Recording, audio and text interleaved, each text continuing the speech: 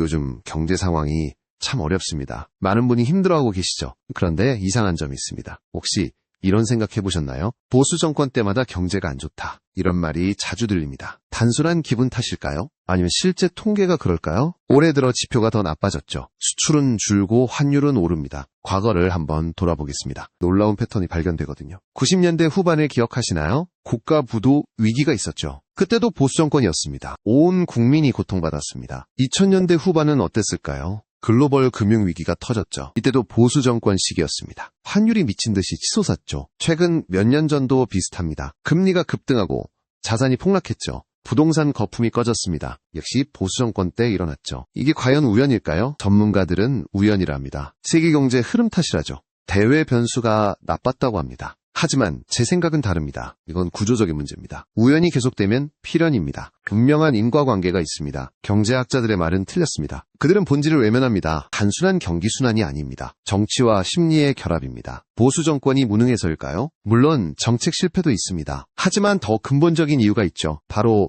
정권이 들어서는 시점입니다. 항상 거품의 꼭지에서 바뀝니다. 경제가 가장 뜨거울 때죠. 자산 가격이 천정부지일 때입니다. 사람들의 욕망이 들끓을 때죠. 이때 대중심리는 어떨까요? 너도 나도 부자가 되고 싶어 합니다. 노동보다 투자를 선호하죠. 탐욕이 이성을 마비시킵니다.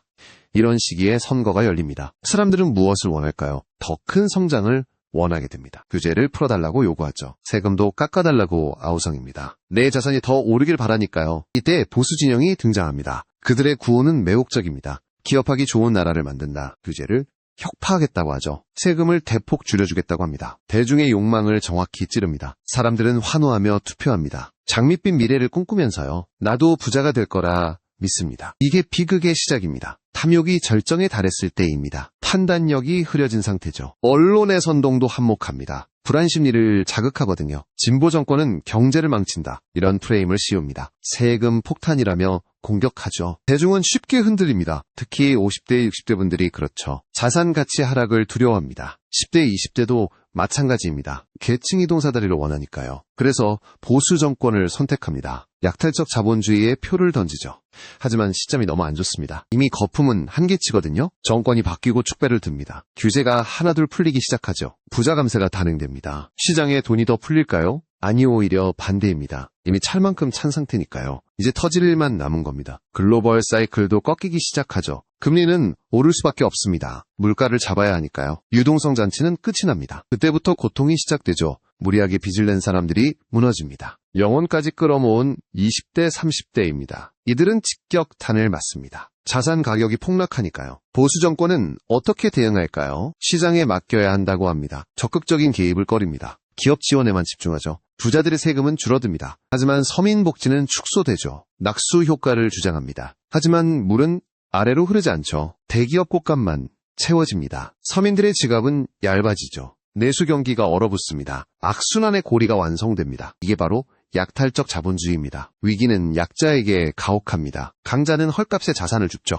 부의 양극화가 심해집니다. 사람들은 뒤늦게 후회합니다. 속았다는 것을 깨닫죠. 하지만 이미 늦었습니다. 권력은 이미 넘어갔으니까요. 언론은 말을 바꿉니다. 세계 경제 탓이라고 하죠. 어쩔 수 없는 현상이랍니다. 정권의 책임을 덮어줍니다. 우리는 이 패턴을 봐야 합니다. 1997년을 다시 봅시다. 기업들의 무분별한 차입이 있었죠. 정부는 감독을 소홀히 했습니다. 그 결과가 무엇이었나요? 수많은 가장이 직장을 잃었습니다. 가정이 해체되었습니다. 그 상처는 아직도 남아있죠. 2008년도 마찬가지였습니다. 규제 완화가 화두였습니다. 부동산 거품이 잔뜩 끼었죠. 결국 터지고 말았습니다. 그리고 최근의 위기입니다. 비슷한 양상이 반복됐죠. 법인세를 깎아주었습니다. 하지만 투자는 늘지 않았죠. 오히려 세수가 펑크났습니다. 나라 국간이 비어버렸죠. 환율 방어도 실패했습니다. 물가는 잡지 못했고요. 올해 상황도 심각합니다. 자영업자 폐업이 속출합니다. 이자는 감당하기 어렵습니다. 그런데도 대책은 미비합니다. 왜 이런 일이 반복될까요? 우리의 욕망 때문입니다. 거품이 영원하길 바라는 마음이죠. 그 마음이 독이 된 겁니다. 보수 정권은 그 욕망을 이용합니다. 더 많은 자유를 준다고 하죠. 하지만 그 자유는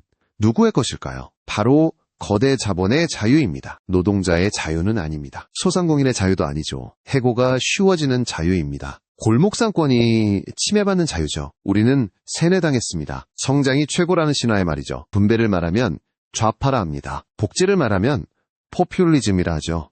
하지만 진짜 포퓰리즘은 뭘까요? 실현 불가능한 감세 공약입니다. 무조건 규제를 푸는 것입니다. 그게 나라를 망치고 있습니다. 경제는 심리라고 합니다. 하지만 심리 이전의 구조입니다. 거품은 언젠가 터집니다. 그 시기를 누가 관리하느냐가 중요하죠. 보수 정권은 관리를 포기합니다. 시장에 보이지 않는 손을 믿죠. 하지만 그 손은 주먹이 됩니다. 서민들을 때리는 주먹이죠. 지금 우리는 고통 속에 있습니다. 하지만 이 고통의 원인을 알아야 합니다. 단순히 운이 나빠서가 아닙니다. 우리가 선택한 결과입니다. 탐욕에 눈이 멀었던 대가입니다. 선동에 휘둘렸던 결과입니다. 이제는 깨달아야 합니다. 냉정하게 현실을 봐야 합니다. 경제 성장은 중요합니다. 하지만 거품 성장은 독입니다. 내실을 다져야 할 때입니다. 무리한 확장은 위험합니다. 30대, 40대 가장들의 어깨가 무겁습니다. 집값은 떨어지고 이자는 냅니다. 월급은 오르지 않습니다. 물가는 하루가 다르게 오르죠. 이런 상황에서 정부는 무엇을 하나요? 여전히 규제 완화만 외칩니다. 부동산 띄우기에만 급급하죠. 근본적인 처방이 아닙니다. 오히려 빚을 더 내라고 합니다. 빚으로 빚을 막으라는 거죠. 폭탄 돌리기와 다름없습니다. 언젠가 터질 시한폭탄입니다. 우리는 역사를 잊지 말아야 합니다. 같은 실수를 반복하면 안 됩니다. 경제 위기는